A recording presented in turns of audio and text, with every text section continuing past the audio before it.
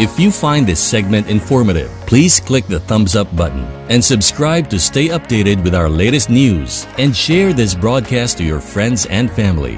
Your support helps us keep you informed. Help us get our first 10,000 subscribers. Your engagement matters. Liking, sharing, and subscribing to our content not only helps more people discover the important stories we bring you, but also supports our team's hard work. It boosts our visibility in the algorithm, making it easier for others to find ways to stay informed. Plus, it helps us generate more resources to continue delivering the news you rely on. Thank you for being part of our community and for supporting quality journalism. Magandang umaga, Davao, Mindanao at sa apat na sulok ng mundo. Ito ang inyong tagapagbalita, Merasol Sibayan Katso. At bago tayo magsimula, huwag kalimutang i-like, mag-comment, mag-share at mag-subscribe sa channel na ito, Pinoy Rab YouTube channel. At pakipindot na rin ang notification bell para sa mas marami pang mga bagong kaganapan. Ang ulo ng mga balita. Taya ng panahon, pagsasalo-salo ng mga pag-ulan at mainit na temperatura sa buong Pilipinas ngayong October 9. Balitang lokal, si Bernie ay naghiwalay sa HTL. Binanggit ang hindi pagkakasiyahan sa pamumuno ni Basti. Itinatanggi ng HTL ang mga pahayag ng media tungkol sa pag-atras ni Rode sa pagka-mayor. Pinalayas din ng HTL si Javi Campos. Si Roy Elias Lopez ay naglalayong makabalik sa politika. Balitang pambansa. Malapit nang makuha ng mga tauhan ng PNP ang kanilang mga health card. Nagtipon si Rama ng mga kaalyado sa PDP at bumuo ng Team Liberate Cebu. Balitang pandaigdig. Nakaiwas ang Florida sa pinakamasamang senaryo. Umabot sa 51,000 mga bata ang maaaring walang kasama sa Gaza. Balitang aliwan. Nanalo ang mga siyentipikong gumamit ng AI upang basagin ang code ng halos lahat ng protina ng Nobel Prize sa kimika. Si Sian Diddy Combs ay abala sa bilangguan, naghahanda para sa kanyang kaso at bumibisita sa pamilya. Balitang sports. Inanunsyo ni Rafael Nadal ang kanyang nalalapit na pagre-retiro mula sa tennis. Isang binatilyo ang naging pinakabata na nakasungkit ng 14 pinakamataas na tuktok sa mundo. Mga tampok na kwento. Lumalago ang urban garden movement sa Maynila. Ipinagdiriwang ng Chicago ang mga lokal na artist sa mga kultural na kaganapan. Trivia, ang Manila Metropolitan Theater.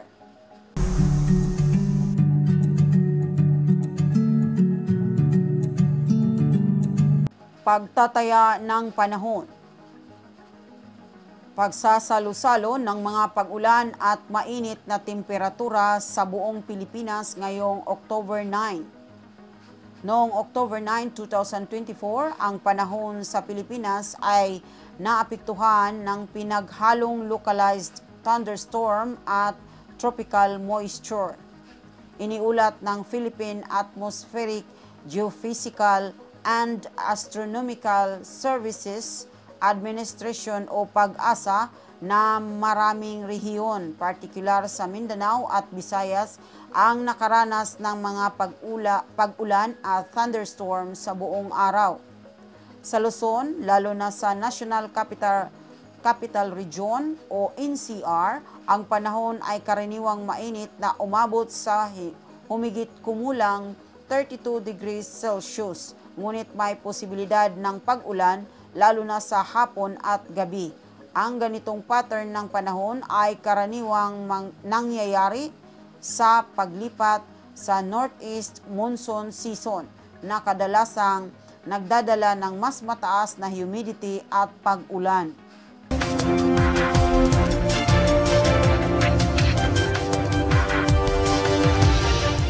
Balitang lokal. Si Bernie ay naghiwalay sa HTL. Binanggit ang hindi pagkakasiyahan sa pamumuno ni Baste.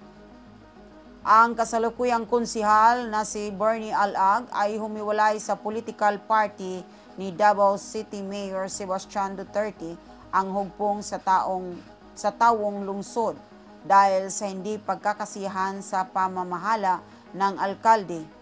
Ipinahayag ni Alag ang kanilang relasyon ni Duterte ay lumala matapos ang State of the City Address ng alkalde noong July 2024, kung saan pinuna ni Duterte ang isang hindi pinangalanang konsihal na nagpakalat ng maling impormasyon tungkol sa Office of the City Building Official.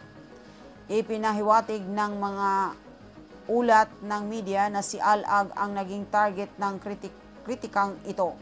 Si Alag ay nagbitiw sa mahahalagang tungkulin sa komite at nagsumiti ng kanyang kandidatura para sa vice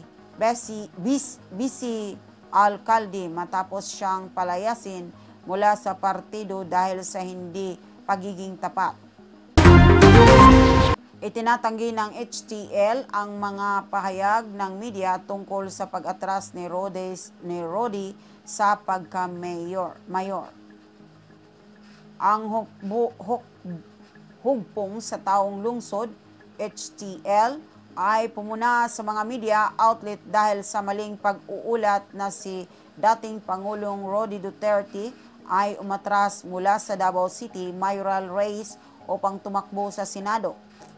Sa isang pahayag noong October 8, 2024, nilinaw ng HTL na nananatiling nakatuon si Duterte sa kanyang political comeback bilang mayor ng Davao City.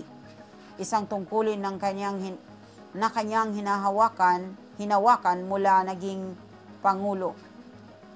Hinimok ng partido ang media na panatilihin ang integridad ng pamamahayag at iwasan ang pagpapakalat ng hindi napatunayang impormasyon. Binanggit ni Konsehal Bonds Militar ang panganib ng disinformation na tinukoy ang mga nakaraang insidente. Sa kabila ng matatag na suporta para sa Senado, nakatuon pa rin si Duterte sa pagbabalik sa lokal pamahalaan sa Davao City. Pinalayas din ng HTL si Javi Campos. Isang araw matapos palayasin ang magkapatid na Alag, pinalayas din ng hugpong sa taong lungsod o HTL si Konsehal Javi Campos na tumatakbo bilang kinatawan ng ikalawang distrito. Noong October 8, 2024, inihayag ni Mayor Sebastian Duterte ang Sekretaryo General ng HTL na si Campos ay nakipag-ugnayan sa ibang political party na lumabag sa mga alintuntunin ng partido. Ang mga aksyon ni Campos ay tinatawag na seryosong paglabag sa tiwala at katapatan. Ito ay kasunod ng mga aligasyon na umusbong mula sa isang larawan ni Campos kasama si Pangulong Ferdinand Marcos Jr. sa isang political event. Nag-file si Campos ng kanyang kandidatura sa ilalim ng Partido Federal ng Pilipinas na binanggit ang kanyang pagpapaalis bilang isang desisyon ng pamilya. Ang pamilyang Alag ay pinalayas din sa katulad na dahilan ng paglabag sa partido. Si Roy Elias Lopez ay naglalayong makabalik sa politika. Matapos ang hindi matagumpay na pagsubok sa pagka-mayor noong 2022, si Roy Elias Lopez ay tumatakbo na ngayon bilang kinatawan ng ikatlong distrito sa 2025 na halalan. Isang posisyon na dati nang hinawakan ng kanyang yumaong ama, si Elias Lopez. Noong October 8, 2024, nag-file si Lopez ng kanyang kandidatura sa ilalim ng Partido Federal ng Pilipinas na pinamumunuan ni Pangulong Ferdinand Marcos Jr. Inanunsyo ni Lopez ang kanyang kampanya sa Facebook, humiling ng suporta mula sa komunidad. Sa isang nakaraang panayam, inilahad ni Lopez ang kanyang hindi pagkakaunawaan sa mga Duterte na nag-ugat mula sa mga alalahanin sa konsentrasyon ng kapangyarihan sa loob ng pamilyang Duterte. Ang kanyang ama, si Elias, ang kauna-unahang alkalde ng Davao na may dugong bagubo at isang kilalang personalidad sa politika sa lungsod.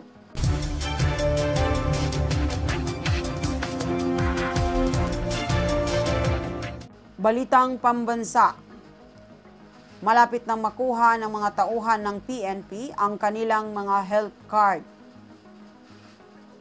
Nakipagtulungan ang Philippine National Police o PNP sa health care provider na Medicare Plus Incorporated upang matiyak ang pangunahing proteksyon sa kalusugan para sa kanilang mga tauhan. Ang kasunduan na nilagdaan ni PNP Chief Police General Romel Francisco Marbel at Medicare Plus CEO Marina Jesusa Veray ay naglalayong magbigay ng komprehensibong serbisyo sa kalusugan para sa mga pulis, particular sa mga nagsilbi ng 20 to 24 years. Kasama sa coverage ang inpatient, outpatient, emergency services, dental care, konsultasyon at laboratory tests.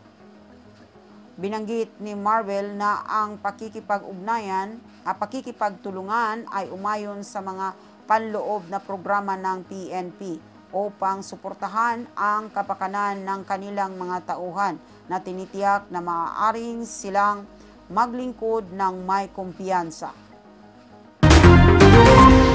Bumuo si Rama ng mga kaalyado ng PDP at nagtatag ng Team Liberate Cebu. Ang pinatalsik na alkalde ng Cebu na si Michael Rama ay bumuo ng isang koalisyon na tinatawag na Team Liberate Cebu na hamon sa muling pagtakbo ni Gobernador Gwendolyn Garcia. Inanunsyo ni Rama ang alyansa noong October 10, 2024 sa isang pagtitipon ng mga miyembro ng Partido Demokratiko Pilipino o PDP. Kasama sa coalition ang mga mayoral aspirants na sina Paz Radaza mula sa Lapu-Lapu City at Bleselda Villo mula sa Consolacion. Kasama ang gubernatorial candidate na si Pamela Baricuatro. Inilarawan ni Baricuatro ang kaniyang kampanya bilang isang social revolt na pinapangako ng hangaring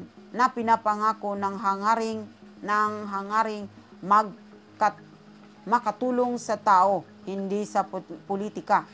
Ang hidwaan sa pagitan ni Rama at Garcia na dating magkaalyado sa politika ay nag-ugat mula sa hindi pagkakaintindihan sa Cebu Bus Rapid Transit Project.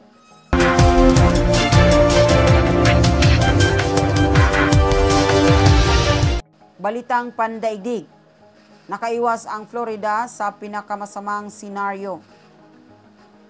Inihayag ni FEMA Director Dane Criswell noong Huwebes na ang Florida ay nakaiwas sa isang pinakamasamang senaryo mula sa Hurricane Milton. Isang panayam sa CNN, binigyang diin ni Criswell ang paghahanda ng estado na nag-minimize sa epekto ng bagyo, kung saan ang mga tornado ang pinakamalaking banta. Bagaman kakailanganin pa rin ng Florida ng mga resources. Itinuro ni Criswell na hindi na ito kasing taas ng unang inaasahan. Patuloy din ang pagtugon ng FEMA sa Hurricane Helen na kamakailan ay nakaapekto sa Timog Silangan. Dagdag pa, binigyang diin ni Criswell ang pagbawas ng maling impormasyon matapos ang Hurricane Milton. Salamat sa matibay na pagsisikap mula sa mga gobernador, mga leader ng Kongreso at mga lokal na opisyal upang labanan ang maling naratibo. Umabot sa 51,000 mga bata ang maaaring walang kasama sa Gaza ayon sa Ahensya ng Karapatang Pantao. Iniulat ng International Rescue Committee o IRC na ang bilang ng mga batang walang kasama o nahihiwalay sa Gaza ay maaaring umabot ng 51,000 mula nang magsimula ang labanan. Dating tinatayang nasa 17,000 noong July, ang bagong pananaliksik ng IRC ay nagpapakita na ang bilang na ito ay tumagal ng 3 beses dahil sa pagtaas ng paglikas, pag-aristo, mga utos ng paglikas at mga nasawi.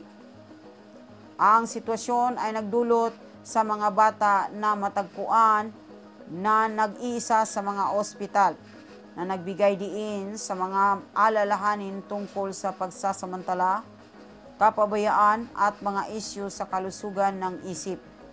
Ang patuloy na krisis humanitarian ay nagresulta sa malubhang casualty, kung saan hindi bababa sa 11,355 na mga bata ang iniulat na namatay. Nananawagan ang IRC para sa agarang aksyon mula sa pandaigdigang komunidad upang tugunan ang mga agarang at pangmatagalang pangangailangan sa kalusugan ng mga batang ito.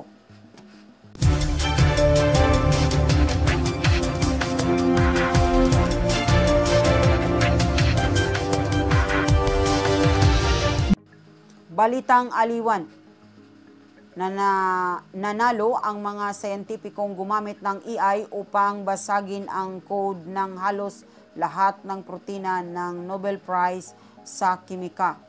Ang 2024 Nobel Prize sa kimika ay iginawad nina David Baker, Demis Hassabis at John Jumper para sa kanilang mga makabagong paggamit ng artificial na intelihensya sa pag-decode ng mga protina na mahalaga sa buhay. Nakilala si Baker sa kanyang paglikha ng ganap na bagong uri ng mga protina, habang sina Hassabis at Jumper naman ay bumuo ng AlphaFold Protein Structure Database, isang makabagong AI model na nagpredikta ng komplikadong estruktura ng mga protina. Ang kanilang trabaho ay nagrevolusyon sa pananaliksik na may mahigit 16,000 citation mula nang ilunsad ito. Ang premyo na nagkakahalaga ng 11 million Swedish kronor o $1 million ay nagbibigay diin sa malaking potensyal ng mga natuklasan na ito sa mga gamot at bakuna. Ang pagkilala na ito ay nagpapakita rin ng makabuluhang papel ng AI sa agham na umaayon sa taong ito sa Nobel Prize sa Physics na iginawad para sa mga pagsulong sa artificial na neural networks. Si Sian Diddy Combs ay abala sa bilangguan, naghahanda para sa kanyang kaso at bumibisita sa pamilya. Si Sian Diddy Combs ay ginugol ang 3 linggo sa bilangguan. Nakatuon ang kanyang depensa habang hinihintay ang paglilitis sa mga kasong racketeering, conspiracy, sex trafficking at transportation for prostitution na kanyang pinaninindigan na hindi nagkasala. Ang mga pagbisita ng pamilya ay naging isang mapagkukunan ng suporta sa kanyang pananatili sa Metropolitan Detention Center sa Brooklyn. Ang mga abogado ni Combs ay humihiling para sa isang petsa ng paglilitis sa April o May 2025 matapos siyang tanggihan ng piyansa ng 2 beses. Bukod dito, sa kanyang legal team ay nag-file ng motion na inakusahan ang gobyerno ng pag-leak ng ebidensya, kabilang ang isang video na nagpapakita sa kanya na inabuso ang kanyang ex-girlfriend na si Cassie Ventura na sinasabi nilang sumisira sa kanyang karapatan sa isang makatarungang paglilitis. Itinanggi ng gobyerno ang mga aligasyong ito na nagsasabing wala silang hawak na video bago ang paglabas nito.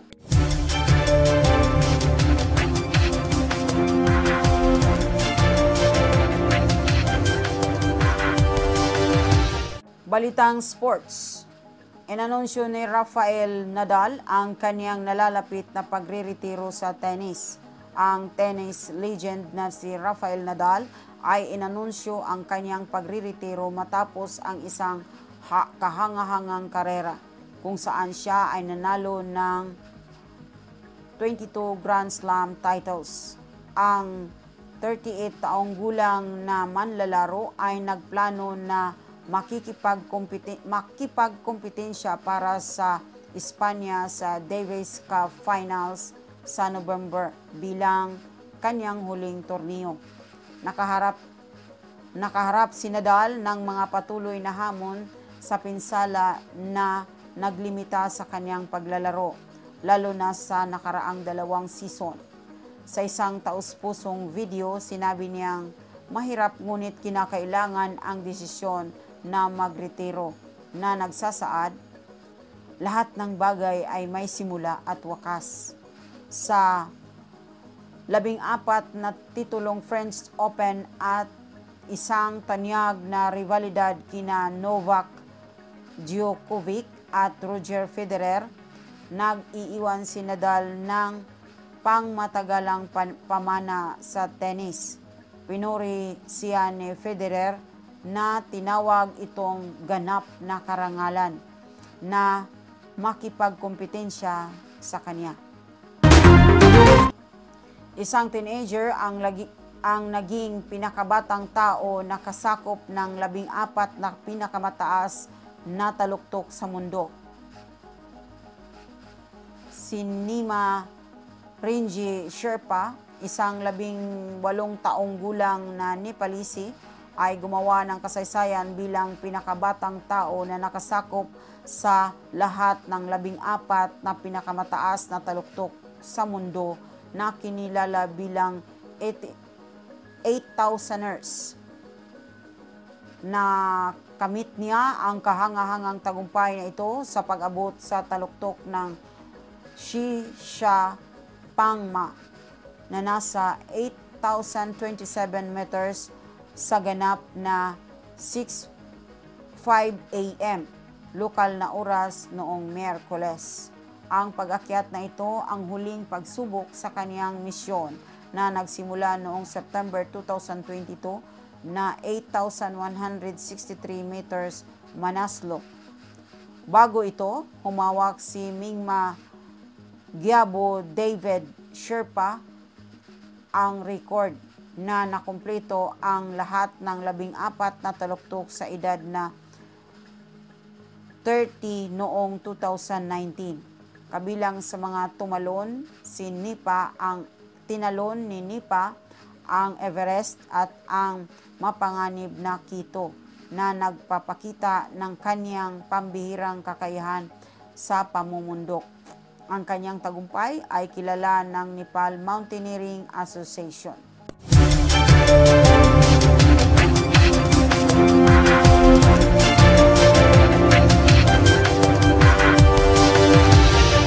Mga tinatampok na kwento. Ipinagdiriwang ng Chicago ang mga lokal na artist sa pamamagitan ng mga kultural na kaganapan. Puno ng sigla ang Chicago habang inilulunsad ang programa nitong Cultural Renaissance upang suportahan ang mga lokal na artist. Nagho-host ang lungsod ng buwanang art show, live music at workshop sa iba't ibang kapitbahayan.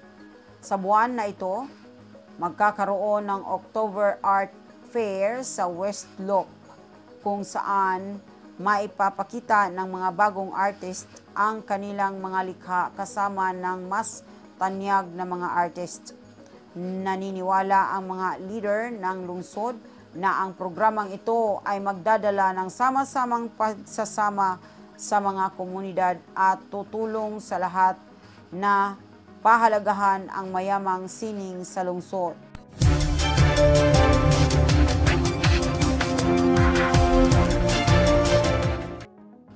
Umiigting ang kilusang urban garden sa Maynila. Sa Maynila, dumarami ang mga tao na nagsisimulang magtayo ng mga urban garden na ginagawang mga berdeng espasyo ang mga bakanting bubong at lote. Ang mga grupong pangkomunidad ay nangunguna sa mga proyekto upang tulungan ang mga residente na magtanim ng kanilang mga gulay at herbs na nagdadala ng pakiramdam ng pagkakaisa.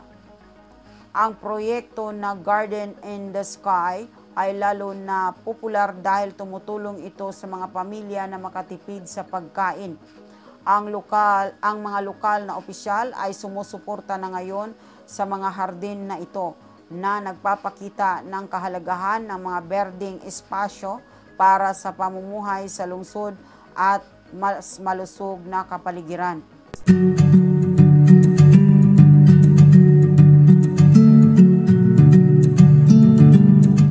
Trivia. Ang Manila Metropolitan Theater. Alam mo ba na ang Manila Metropolitan Theater na madalas na naliligtaan sa mga mas tanyag na puok ay isang nakatagong yaman ng Art Deco architecture. Binuksan ito noong 1931. Ang kahangahangang lugar na ito ay nakapag-host ng iba't ibang pagtatanghal kabilang ang opera, ballet at teatro. Bagaman ito ay naligaw sa mahabang panahon, ang mga kamakailang pagsisikap na sa pagbabalik ay nagbigay buhay muli dito na ginawang mahalagang bahagi ng kultural na tanawin ng Maynila. Maaaring tamasahin ng mga bisita hindi lamang ang mga kapanapanabik na pagtatanghal kundi pati na rin ang mga masalimuot na detalye ng arkitektura na sumasalamin sa mayamang pamana ng sining ng Pilipinas. Isang dapat bisitahin para sa sinumang interesado sa sining at kasaysayan. At yan ang mga balita sa araw na ito. Muli, ako si Mirasol Sibayan Cacho. Huwag kalimutang mag-like, mag-comment, mag-share at mag-subscribe sa channel na ito. Magandang umaga, Davao!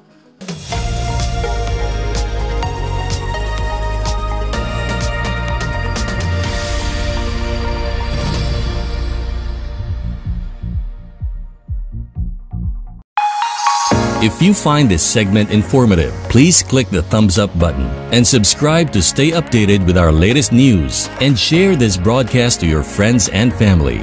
Your support helps us keep you informed. Help us get our first 10,000 subscribers. Your engagement matters. Liking, sharing, and subscribing to our content not only helps more people discover the important stories we bring you, but also supports our team's hard work.